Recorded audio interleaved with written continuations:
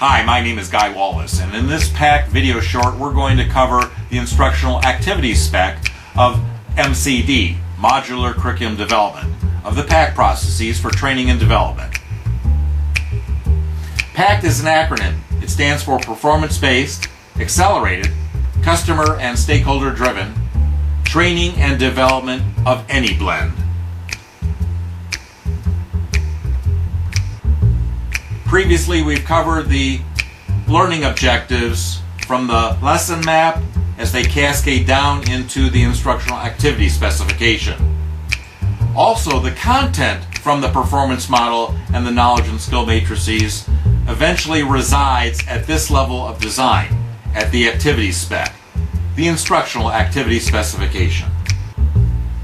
This activity spec would be given to the developers to bring clarity to exactly what they are to produce, and the lesson map and the event map help them understand the full context of what's being developed should there be more than one developer involved. If you're going to have a divide and conquer approach to development, then the design has to provide that kind of clarity, and I help the developers understand the flow of content. If I'm developing instructional activity number 17, I really need to know what's come prior to instructional activity number 17. I need to understand what the learner has already experienced at an awareness, knowledge, or skill development level.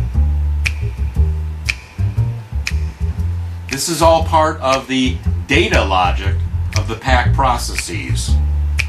Each instructional activity would find itself in a file system, if you will, part of the enterprise content architecture that is the 5-tier module and lesson and instructional activity inventory scheme.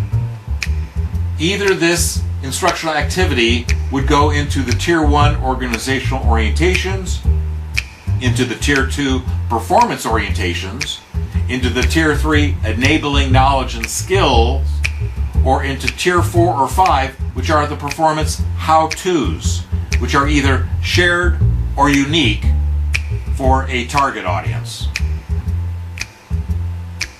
Facilitating reuse in the PAC processes can be done sometimes at the event level or at the lesson level, but most often at the instructional activity level. And when we talk about reuse, we're talking about reuse as is or after modification.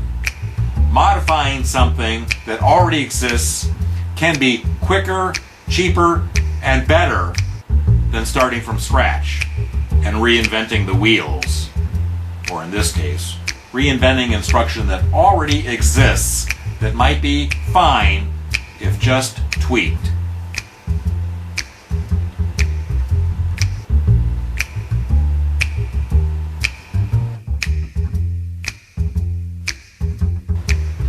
I've been practicing, publishing, and presenting on these methods since 1982. My recent book, Six Pack, covers all of this in great detail.